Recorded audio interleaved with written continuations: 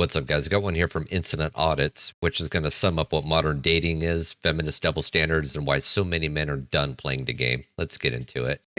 So something my therapist recently said to me was, this is in regards to dating, was, Shelby, this is your world. This is not the boys' world. This is your world. And it's okay for you to be able to make decisions based on what you want.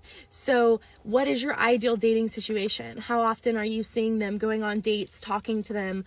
How do you see the progression of the relationship in your ideal situation? And then you have to assess whoever is in front of you, whoever is trying to occupy your attention, whoever is trying to pursue you, or who is trying to get to know you. You have to decide if they're showing up to the standards that you have set. And then you're allowed to say, I'm sorry, but I don't think this is the right fit for me because X, Y, and Z. You don't need to stay in a situation and let things slide or compromise on things, because then you're not ever going to be in your ideal relationship. So don't compromise, hold on to your guns, and just because there's some pretty sparkly shiny boots that look really cool and it'd be cool to have, and they're nice boots, doesn't mean that it's the boots you've always dreamed of. So take that as you will. So Shelby's therapist is serving up the golden gospel of self-centered dating. This is your world. Because the best way to start a relationship is to declare it a dictatorship, right? This advice creates a fantasy where standards are demands and compromises betrayal. Shelby, newsflash, relationships aren't Amazon wish lists, they're partnerships. Look, the feminist push for independence has left women chasing ideal relationships like kids chasing unicorns. Men see through this now, and why jump through hoops for someone whose therapist said, you're the main character? Guys, when she says, my world, my rules, pack your bags and run. I have a lot of thoughts about dating apps. My main thought is, what the fuck is wrong with them? No, really. What the fuck is wrong with them? I know some people have met on apps, but I think there's just been a steady decline year over year.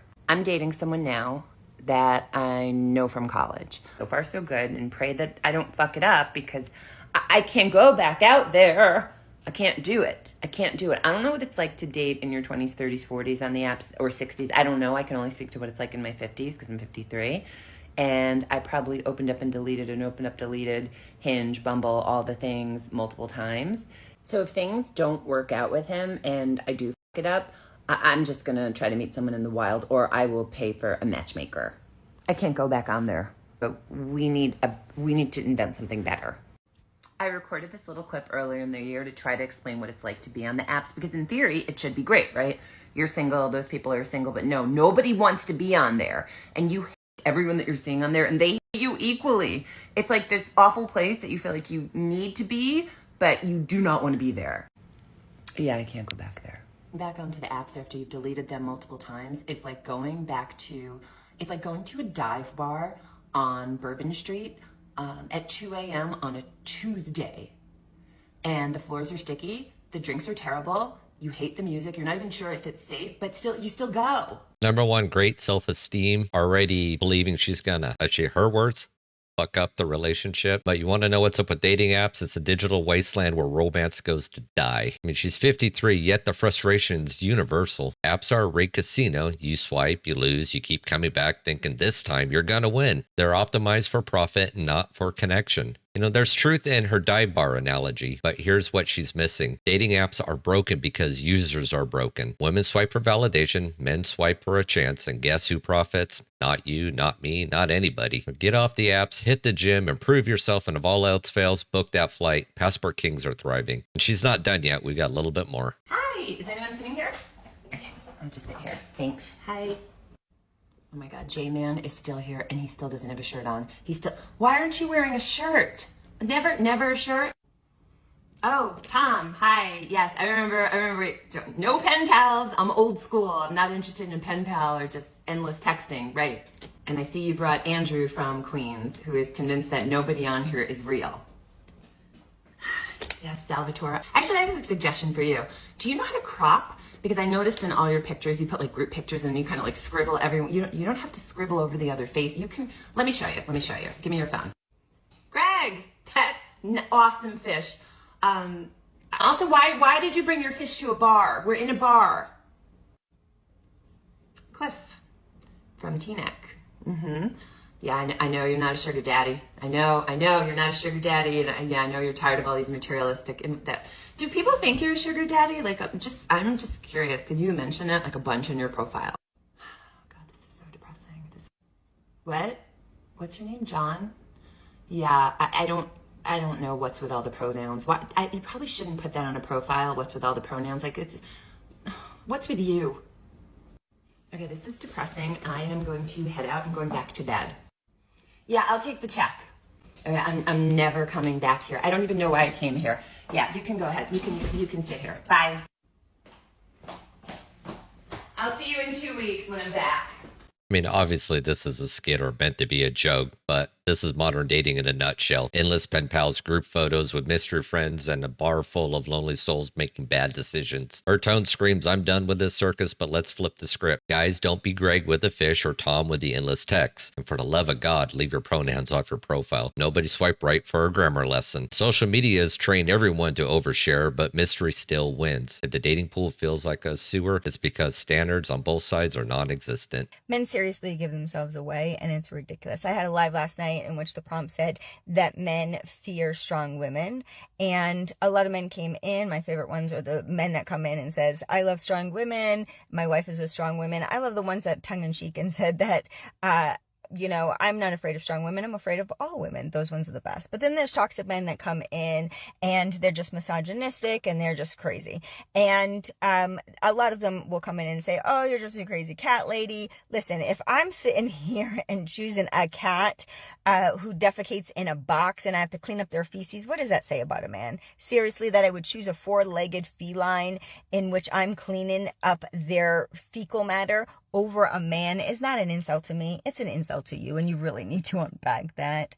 But my favorite one of the night last night, after men sat there and changed the narrative where they thought this was a dating app and they're coming in there and hitting on me and asking for all the things, and then when I reject them, then they get all mad and triggered and bent out of shape over it, which I find always to be humorous.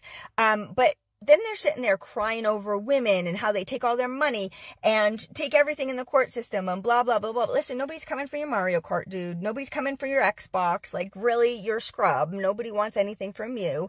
Then a man comes in there and starts telling the other men in the chat that strong women are the product of fatherless households, that strong women had no dads and that they're red flags and that men need to stay away from them.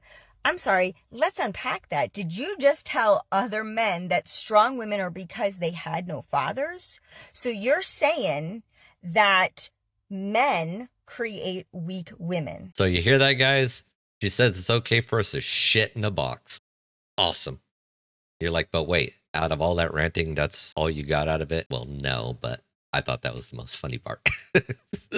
Anyways, but her rant is basically men fear strong woman saga and delivered all this nuance of a 2005 Facebook rant. Strength isn't yelling about how men are the problem while scooping cat poop. True strength is accountability. And what she's really saying is I don't like the consequences of my choices, so men must be to blame. And men's hesitance isn't about strong women, it's about avoiding the inevitable tantrum when their boundaries are crossed. Courts that strip men of their assets and feminist rhetoric that mocks them don't scream equality, they scream run. And she's still not done spewing nonsense. Let's continue on. You create weak women. Well, thank you so much for letting us know. You create weak women. And in order to have strong, powerful women, we need to make sure that men don't raise them. We need to sure that you are not around women. I could have told you that.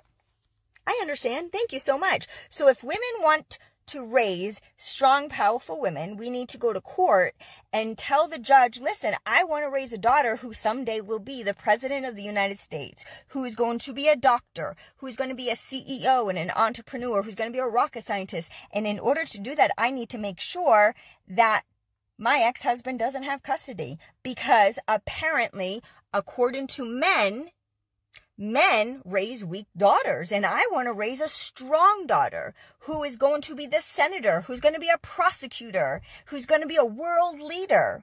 I don't want her to be weak, and men raise weak daughters. That is literally how I unpacked that conversation last night. Do you see how that works? Weak men give themselves away. They don't even think about the things that they say because they just spew nonsense. A strong man would never say anything like that. So for all the strong men out there, I want to let you know that we see you, we love you, and just keep in mind, remember to be careful that when we say it's all men, you know that we're not speaking of you, so be careful not to try to defend all men. You're confident in yourself. Just speak for yourself. It's the ones who try to defend all men are the ones that give themselves away. See you on the other side.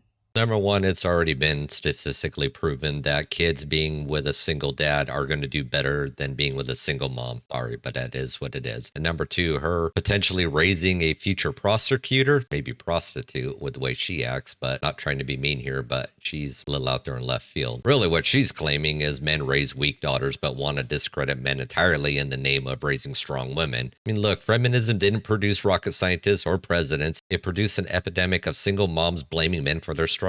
Statistically, fatherless homes correlate with higher rates of crime, poverty, and mental health issues. We could pretend women could do it all alone. The all men narrative is a gaslighting tactic, lumping good men with bad ones while claiming they love the strong ones. And guys, the real strength is knowing when to walk away. As always, modern dating in the West is a dumpster fire fueled by the broken systems, entitlement, and lack of self-awareness. Feminism sold women independence, but it also stripped away accountability and destroyed the family unit. Men are opting out not because they fear strong women, but because the risk outweighed the rewards. As for men, focus on self-improvement, consider traditional values, and don't waste time in rigged systems like dating apps. For society, reform family laws to restore fairness, stop demonizing masculinity, and promote accountability on both sides. Until then, guys, know your worth and don't compromise it. Anyways, guys, that's the end of the video here today. If you like what you're seeing, hit that like button, share, subscribe, all that fun stuff. Drop me a comment down below what you think. I'll catch you on the next one. Peace.